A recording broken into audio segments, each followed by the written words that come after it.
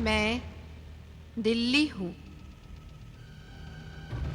जब असुरों को पता चला कि गुरु शुक्राचार्य ने अपनी बेटी का विवाह ययाति से करके आर्यों से संधि कर ली है, तब वो आवेश में आ गए। उनकी तलवारें उठ गईं अपने गुरु के विरोध और उसकी हत्या करने के लिए। मगर उसी समय ययाति वहां पहुंच गया। उसने असुरों को वचन दिया कि वो उनसे ये क्षेत्र नहीं लेगा, बल्कि उन्हें ये क्षेत्र देकर अपनी सेना के साथ वापस जा रहा है।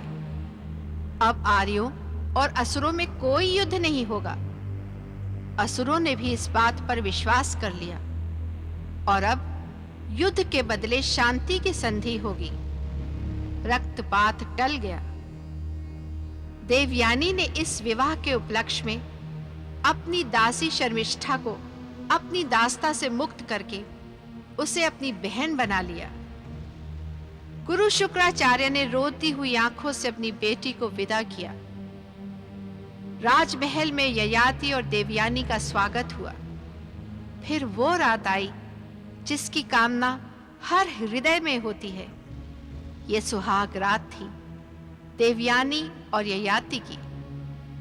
गुरु शुक्राचार्य ने ययाति के दरबार में उपहार भेजे, जिसे देखकर ययाति क्रोध से भड़क उठा कि यह उपहार नहीं, दहेज है।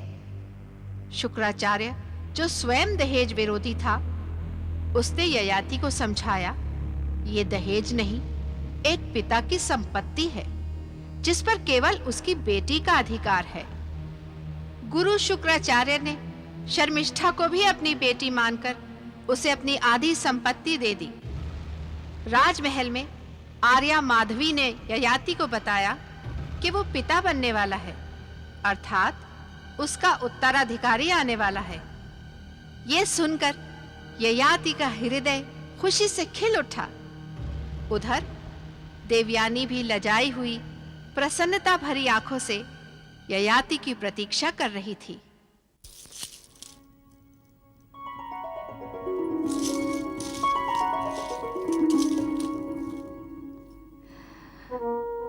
प्रिय, आपने हम पर बड़ा अन्याय किया है।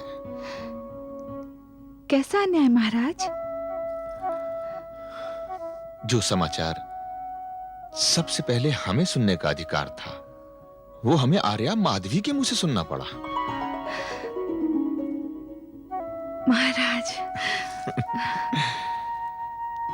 महारानी, हम आपके अत्यंत आभारी हैं।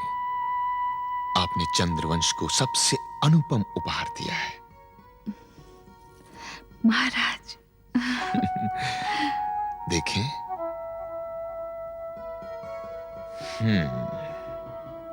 इस लज्जा मिश्रित मुखमंडल पर अभी से मातृत्व की जो आभा झलक रही है, उसने तो हमारे पैरों में बेड़ियां डाल दी हैं। अब तो आपको छोड़कर कहीं जाने का मन ही नहीं करता। किंतु क्या महाराज?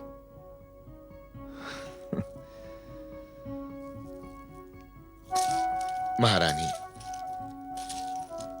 प्रेम व्यक्ति को मनमानी करने का अधिकार देता है, राजा को नहीं। तो क्या आप अपना जाना स्थगित नहीं कर सकते? महारानी, प्रजा के साथ निरंतर संपर्क बनाए रखना राजनीति का प्रथम लक्ष्य होता है। हमारे कार्यक्रम की सूचना उस क्षेत्र तक पहुंच चुकी है। हम अचानक अपना कार्यक्रम स्थगित करके अपनी प्रजा को, जो हमसे प्रेम करती है, निराश नहीं कर सकते। और आर्या माधवी के निर्देशानुसार हम आपको भी अपने साथ नहीं ले जा सकते।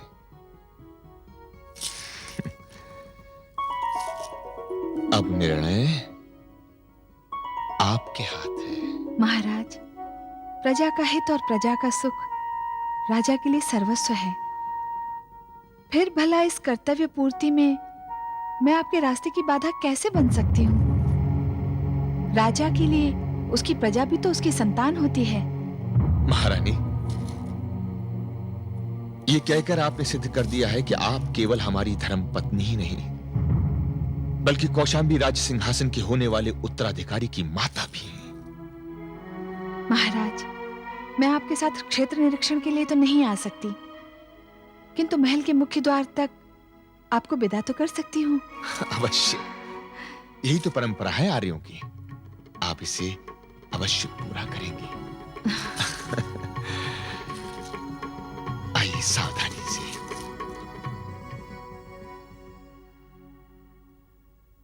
स्वामिनी, ये फूलों के हार किसके लिए बना रही हैं आप? अतिथि आ रहे हैं। अतिथि? कहाँ से आ रहे हैं? राजमहल से। राजमहल से भला कौन से अतिथि आ रहे हैं? अरे मूर्ख, महाराजा ययाति और महारानी देवयानी को मैं निमंत्रण देने जा रही हूँ। किंतु इन्हें निमंत्रण देने आप जा कहाँ रही हैं? जहाँ उनका शिविर लगेगा वहीं जाऊंगी। वो इस क्षेत्र का निरीक्षण करने आ रहे हैं ना। तो क्या आपके निमंत्रण पे वे दोनों यहाँ आ जाएंगे? क्यों नहीं, महाराज तो सबके महाराज हैं, किंतु देवयानी तो मेरी बहन है और इस नाते वो मेरी इस कुटिया में अवश्य आएगी। यदि वो आएगी तो महाराज को भी आना ही पड़ेगा। और इसी बहाने हमें महाराज और महारानी की सेवा करने का अवसर भी मिल जाएगा। और ये हमारे लिए बड़ी गौरव की बात है। तो यहीं ठहर, मैं उनसे मिलने पड़ाव की ओर जा रही हूँ। जी स्वामिनी।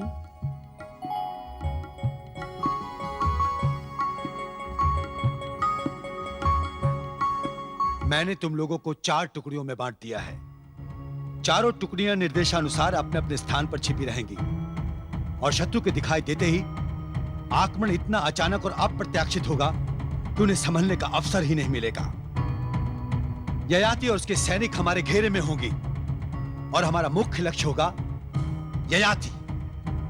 अपने विष से बुझे हुए बाणों पर ययाति का नाम लिख दो।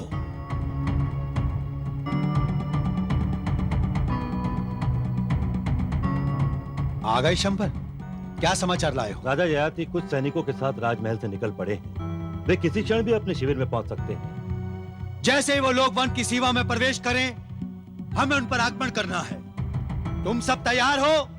तो चलो राजा ययाति के सर्वनाश करने का वचन पूरा करने के लिए चलो।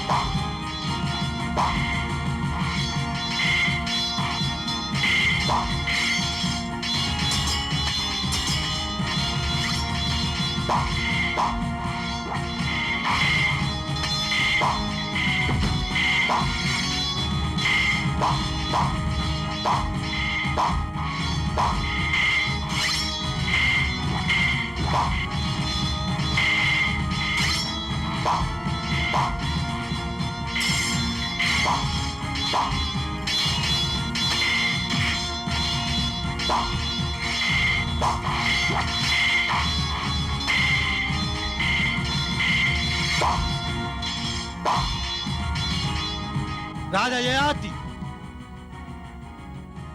तारक, तुम? हाँ, मैं।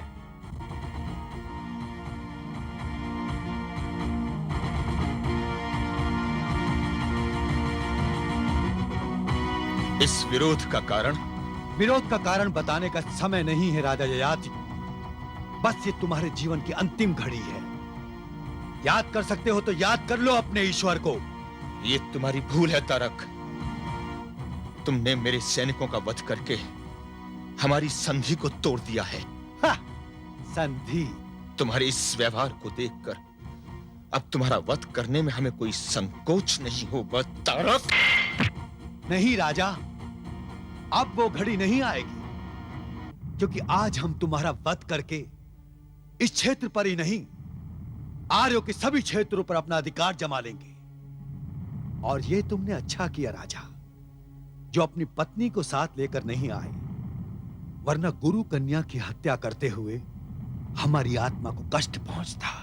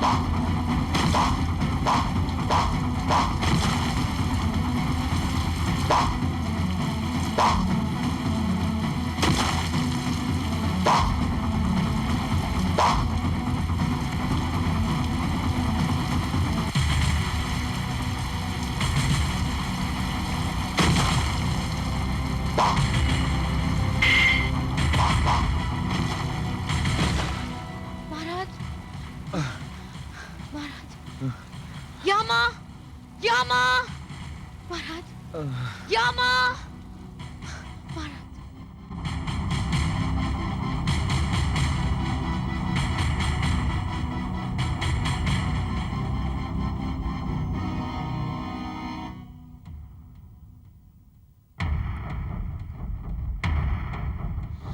यामा! यामा! यामा! जी स्वामिनी। यामा, जल्दी जा, अपने बाबा को बुला के ला। विष से मुझे बाणों के घाव का उपचार कोई नागवंशी ही कर सकता है। जल्दी जा, महाराज के प्राण संकट में हैं। अरे जाना। जी स्वामिनी।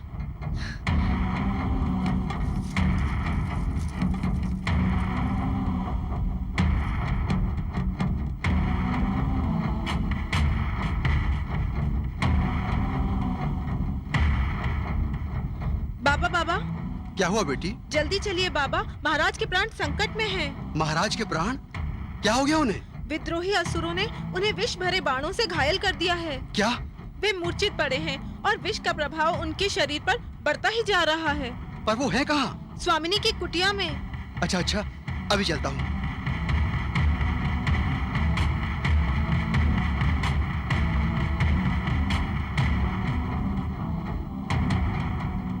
जल्दी चलो चलो बाबा। बेटी चलो चलो।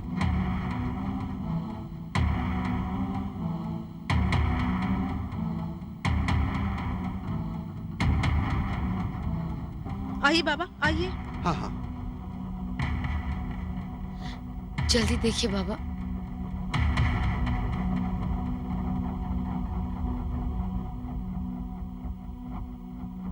ये तो बहुत घायल है।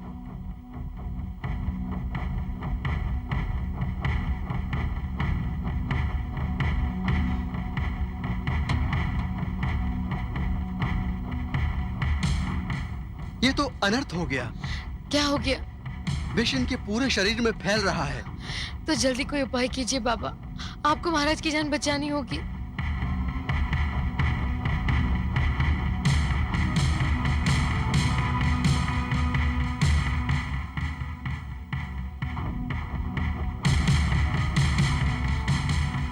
ये क्या है बाबा?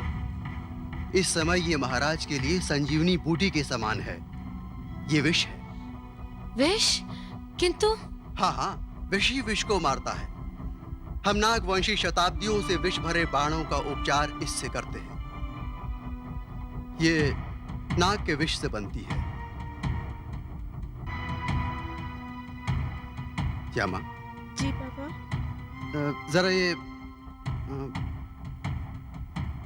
हाँ, जल्दी से पीस कर ले आ। जी बाबा।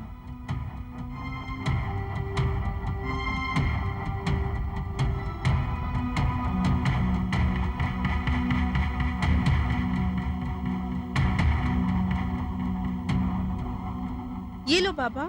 लाओ।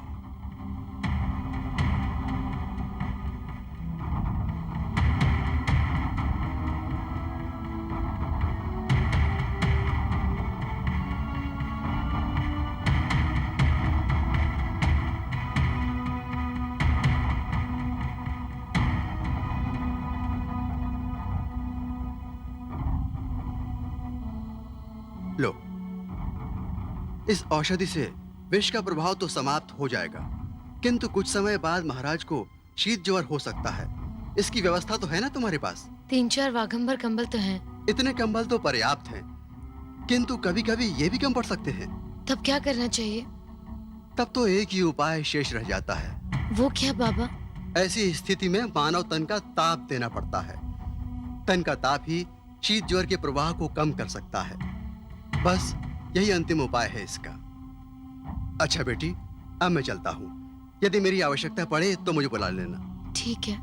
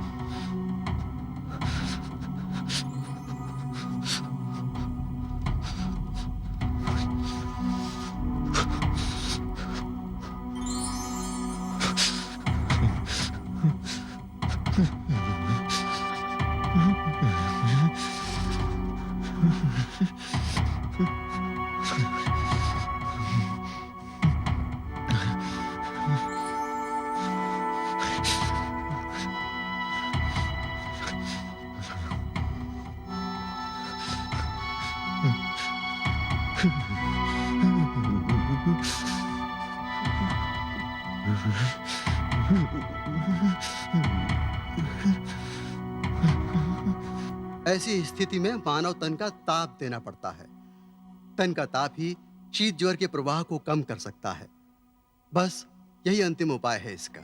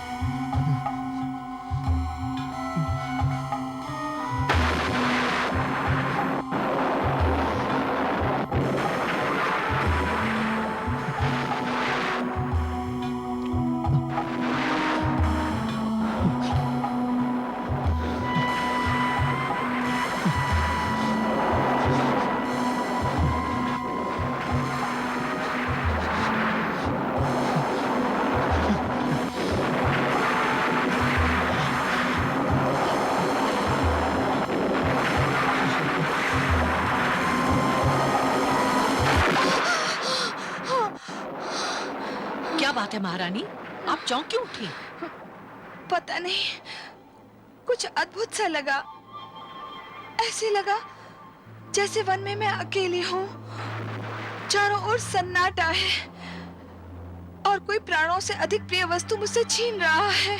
आपने कोई स्वप्न देखा है? किंतु ऐसा स्वप्न? स्वप्न तो स्वप्न होते हैं, इनका यथार्थ से क्या लेना देना। और आपको इस अवस्था में सुंदर सुंदर विचार और कल्पनाएं ही अपने मन में लानी चाहिए। विश्राम करना चाहिए, किसी बात की चिंता नहीं करनी चाहिए। किंतु आर्या माधवी, महाराज भी तो क्षेत्र निरीक्षण के लिए गए हैं, उन पर कोई संकट? उनकी चिंता मत कीजिए, वो महाराज ययाति हैं। उन्हें तो स्वयं देवताओं ने रिपु दमन की उपाधि से विभूषित किया हुआ है। अब आप सारी शंकाएं अपने मन से निकाल दीजिए और विश्राम कीजिए। किंतु आर्या माधवी, मुझे कुछ भय सा लग रहा है। इसमें भय की क्या बात है, मैं हूं ना आपके पास। अब आप सो जाइए, सो जाइए।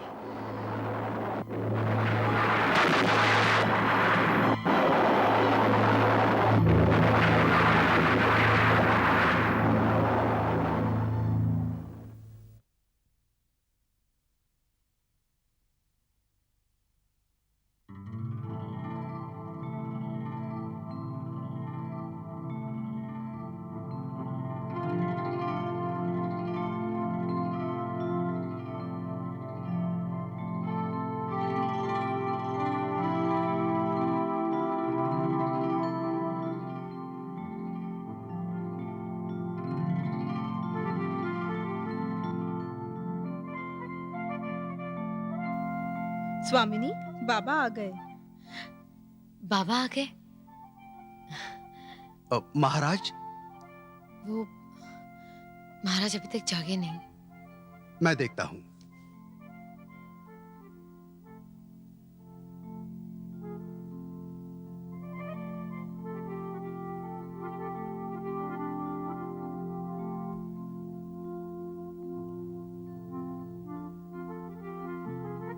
अब महाराज के शरीर में विष का कोई प्रभाव नहीं है।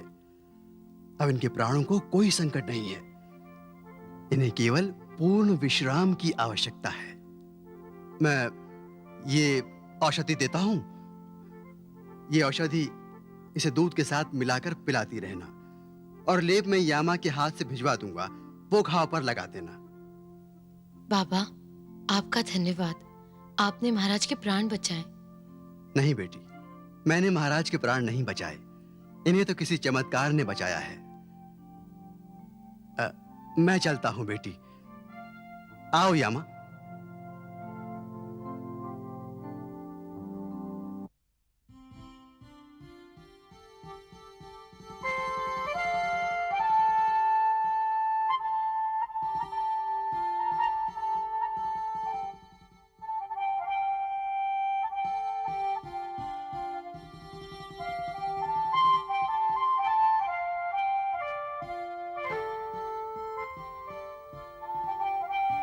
यदि देवयानी की भांति तेरा घर भी बस जाता तो मैं निश्चिंत होकर यात्रा पर चला जाता। किंतु मेरी एक बात याद रखना पुत्री, जब भी कोई योग्य वर मिल जाए अपना घर अवश्य बसा लेना। योग्य वर? जो वर मुझे मिला है वो मेरा कभी नहीं हो सकता,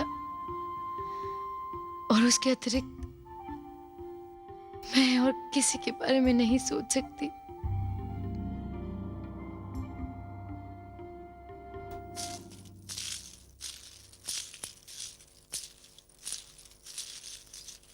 प्रणाम महारानी।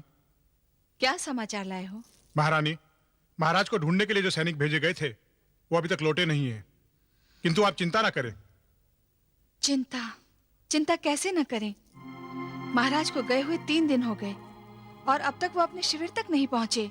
महारानी, हो सकता है किसी कारणवश महाराज ने रास्ते में अपना कार्यक्रम बदल दिया हो और वो इस क्षेत्र में न जाकर किसी और क्षेत्र में चले गए हो। ये कैसे संभव है? महाराज ने तो स्वयं मुझसे कहा था कि उस क्षेत्र की प्रजा उनकी प्रतीक्षा कर रही है और वे वहां न जाकर उन्हें निराश नहीं करेंगे। तो किसी और क्षेत्र में जाने का तो प्रश्न ही नहीं उठता। क्षमा कीजिए महारानी, ये मेरा अनुमान था। फिर भी मैं अपनी ओर से पूरा प्रयत्न करूंगा कि शीघ्र से शीघ्र महाराज का समाचार मिल जाए। आप निश्चिंत रहिए। जैसे ही महाराज का समाचार मिले हमें तुरंत सूचित कीजिए। हम बहुत चिंतित हैं उनके लिए। जो आज्ञा महारानी।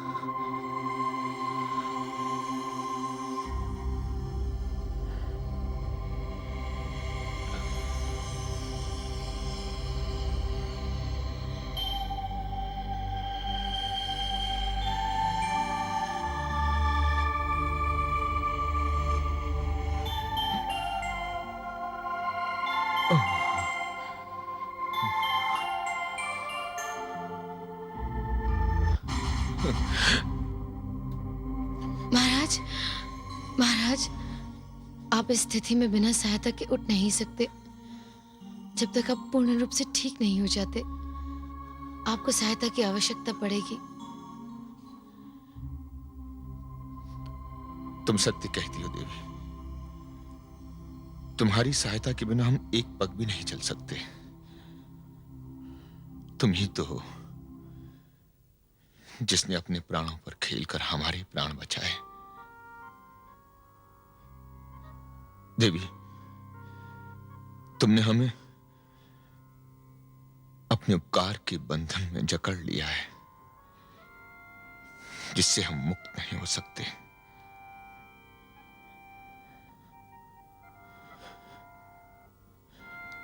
कल रात्रि शीत ज्वर से कांपते हुए आति को बचाने के लिए तुमने अपनी मर्यादा तक दांव पर लगा दी।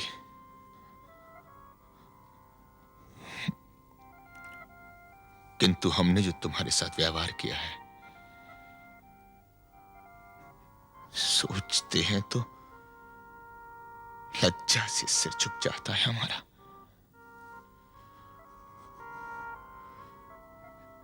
पता नहीं हमारा ये दोष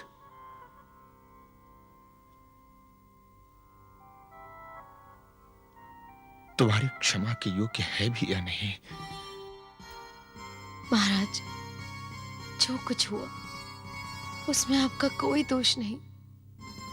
संसार में किसी भी नारी की मर्यादा का उल्लंघन बड़े से बड़ा पुरुष भी उसकी इच्छा के विरुद्ध नहीं कर सकता। किंतु इसमें मेरा भी कोई दोष नहीं। यदि दोष है तो उन क्षणों का, वो उन्माद का एकमात्र क्षण जिसने आपको विवश कर दिया था, और कुछ क्षणों के लिए मेरे मन मस्तिष्क पर भी आवरण सा छा गया था, और उन्माद की धारा में मैं भी बह गई थी। किंतु जीवन का वही एक क्षण है महाराज, जहां मनुष्य और देवता में अंतर स्पष्ट हो जाता है। मनुष्य मनुष्य है, देवता नहीं।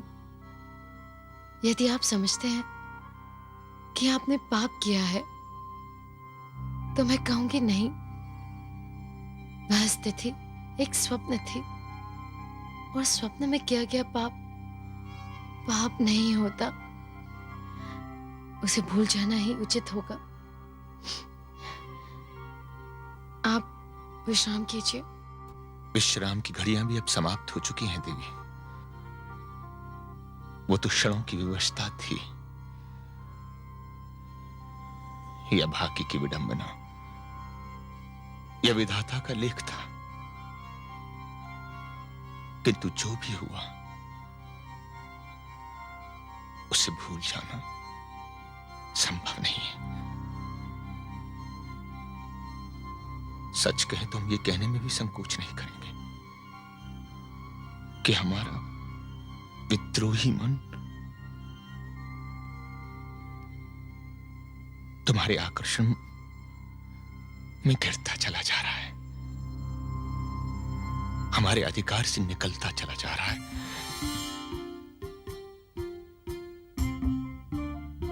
हम सत्य कह रहे हैं देवी।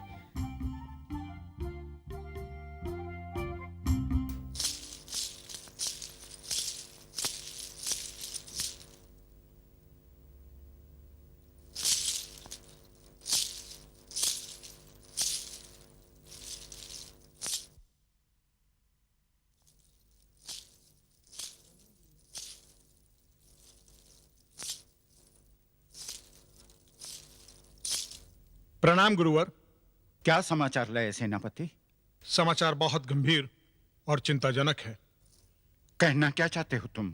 वन क्षेत्र में कुछ असुरों और हमारे उन सैनिकों के शव मिले हैं जो महाराज के साथ क्षेत्र निरीक्षण के लिए गए थे। और महाराज? उनमें महाराज नहीं है। और राजगुरु, हमारे गुप्तचर उस क्षेत्र में पहुंच चुके हैं और पूरे क्षेत्र में महाराज की खोज की जा रही है। असुरों के जो शव मिले, क्या उनकी पहचान हो गई? जी हाँ, उनमें तारक और शंबर के विषय मिले हैं। ये वही हैं जिन्होंने सैलानावत में आतंक फैलाया हुआ था और उन्हें दंड देने के लिए महाराज अपनी सेना के साथ उस क्षेत्र में गए थे। इसका अर्थ ये हुआ कि वो विद्रोही थे। वन क्षेत्र में उनके साथ संघर्ष भी हुआ। किंतु प्रश्न उठता है कि महाराज कहाँ हैं? प्रश्न अब ये नहीं है कि महाराज कहाँ हैं। प्रश्न ये है कि महाराज के गुम होने का पता किसी को भी नहीं चलना चाहिए। महारानी को भी नहीं? उन्हें तो बिल्कुल नहीं। इस अवस्था में महारानी को यह समाचार देना उनके लिए घातक सिद्ध हो सकता है। किंतु महारानी से कब तक छुपाएंगे ये बात? उस समय तक जब तक महाराज मिल नहीं जाते।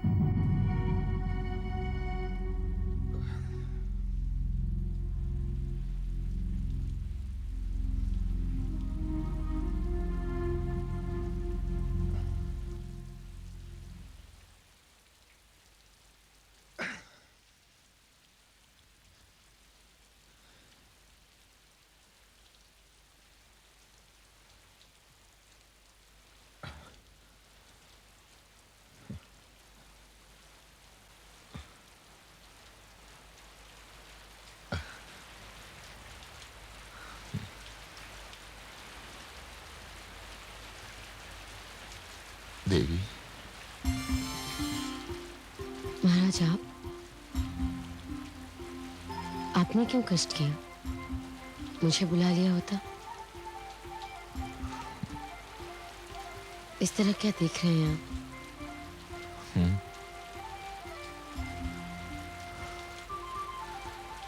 सागर की व्याकुल लहरों से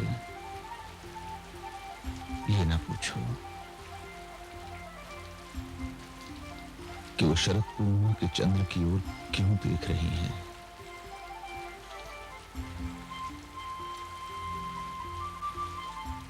क्षितिज पर झुकते हुए गगन से ये ना पूछो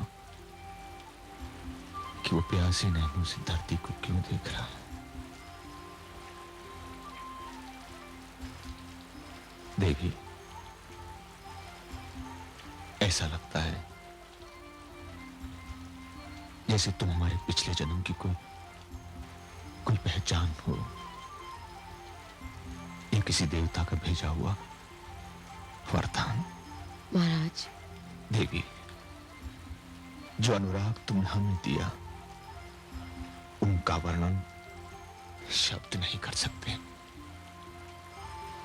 ये हमारा दुर्भाग्य है कि हमारे प्राण बचाने वाली, हमारे प्रेम निवेदन को प्रेम से स्वीकार करने वाली, हमारी रक्षा में अपना सब कुछ नछावर करने वाली देवी के विषय में हम कुछ भी तो नहीं जानते।